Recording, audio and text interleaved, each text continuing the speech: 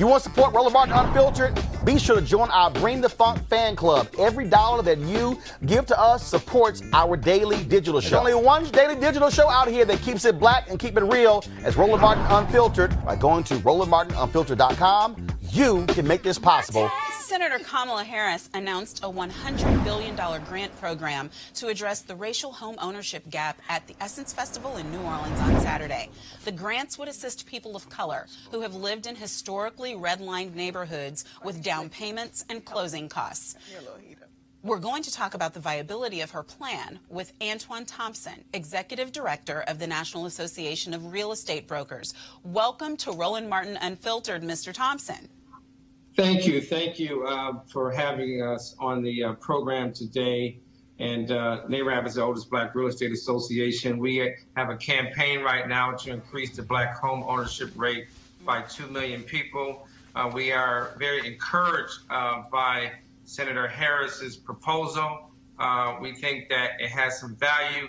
Of course, there needs to be additional things beyond the $100 billion to help close the home ownership gap for Black people in America, because right now the Black home ownership rate is 41% and the white home ownership rate is 71%. So this is a great start with her idea of $100 billion to help with down payment assistance, which is one of the top barriers to Black home ownership. But we've got to do other things beyond what she's talked about in her proposal. I just want to go back to something because I hope that our viewers did not miss it. You said that the Black home ownership rate is 41% compared to a rate that is 30% higher for whites in America, and people wonder where the wealth gap is. Isn't it true that we really are looking at one of the most relevant statistics where that's concerned? Absolutely. We've been able to bridge the gap in America in education attainment, and we've been able to bridge the gap to some degree in terms of wages. But one of the biggest things that impacts all of that is home ownership, because over 45% of all small businesses start in the home.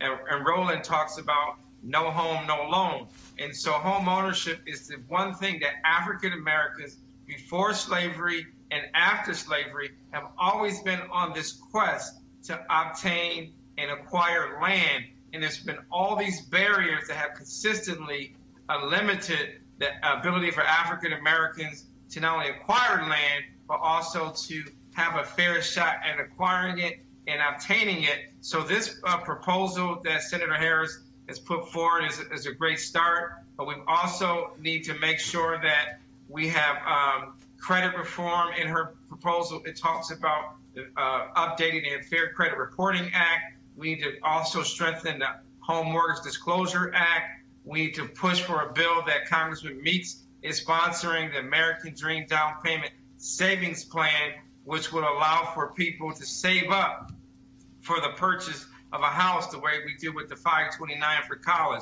So there's a number of other things that we need to do, but her major announcement is a great start. And it's also good to see more of the candidates talking about home ownership, because home ownership impacts health outcomes. It impacts our ability for our kids to stay out of trouble. And many of our people, whether they want to start a business or send their kid to college, home ownership impacts all of those things. Now, what do you think about the fact that the funds are going to be offered specifically in redlined areas? We've been watching the conservative commentators, pundits, and anchors talk about how this is some sort of reverse racism, even though, I mean, I'm not asking my thoughts, I'm asking your thoughts. Had to get back on track there, lost myself. What do you think about the appropriateness of it being redlined districts? Well, I think that, although gentrification is happening across the country and whites are moving into many of these formerly redlined areas, the fact of the matter is that we have many communities across the country where African Americans neighborhoods are still redlined. It's not even formally. The fact of the matter is that black people are denied mortgages at twice the rate of whites, even when they have similar economic profiles. It's still hard for African Americans to get homeowners and property insurance in certain neighborhoods. So I think it's a good effort.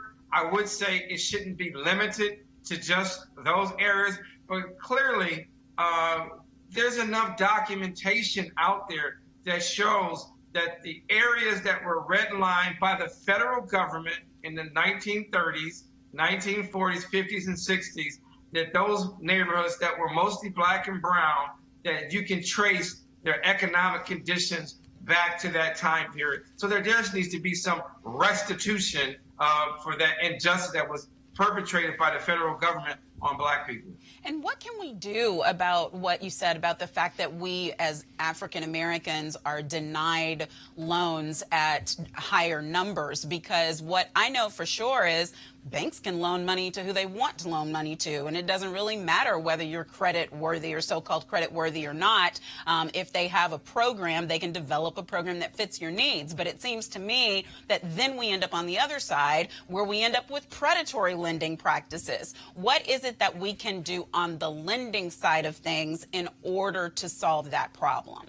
So the first thing is we've got to get our local, state, federal, community, and civic leaders talking about this massive problem, which is that 51 years after the passage of the Fair Housing Act and all these other laws afterwards, we still have a 30-point gap between blacks and whites in home ownership. And what can we do? And first thing is our leaders, whether they're a tenant leader, or a neighborhood leader, a business leader, a faith leader, or elected official, they got to first ask the question to their local banks. Yeah. What are you doing? What are the home ownership rates in our neighborhood, in my community? And what are your lending patterns? What's the ratio for every black person in my neighborhood? Is this true? Show me the data. Because if they ask the question, every city council person this October, we would encourage them in this October to have a hearing on black home ownership. Bring those lenders in. Bring those state and federal agencies in. Ask them, what is the home ownership lending disparity in my community? Because if you ask the question, start by asking the question, then they got to answer. And NARAB is here to help you with the solutions as well. They got to first ask, they got to demand action, because throughout much of the country, the disparity is so significant, and most local, state, and federal officials have no idea that this is happening. All right. Well, I appreciate you being here with us, Mr. Thompson. I got to move on to the next story, but tell us real quick, what's your website, or where can people go to get more information? They can go to NAREB.com, or if they type in black home ownership, we're one of the first three hits. NAREB.com. And thank you for having us on this program. Thank you. All right, folks, back to our Roland Unfiltered video in just one moment. MarijuanaStock.org is another great investment opportunity. If you were lucky enough to invest in their last crowdfunding campaign, you, of course, now know that those folks are invested in a publicly traded company. They raised a ton of money in a few months investing in legal marijuana farms. Now, of course, they have a new investment opportunity, which is as good or if not even better. I'm talking about industrial hemp CBD. For those who don't know, the hemp plant is the cousin to marijuana, with a much higher concentration of CBD, which means hemp CBD gives you all the medical benefits of marijuana without getting you high. Now, until recently, hemp farming was practically illegal in the U.S. and heavily regulated by the DEA.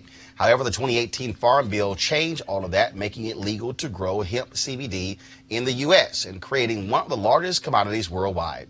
They need land to grow all the plants, which makes for an incredible investment opportunity. And that's where our good friends at 420 Real Estate come in. Their business model is real simple. They buy land that supports hemp CBD grow operations and lease it to high-paying tenants. That's right. They are hemp CBD landlords.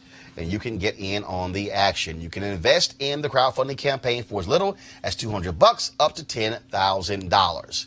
Like I said, you may not want to miss out on this opportunity. Go to marijuanastock.org. That's marijuanastock.org to get the game and to do it now. Now back to your Roland Martin Unfiltered video.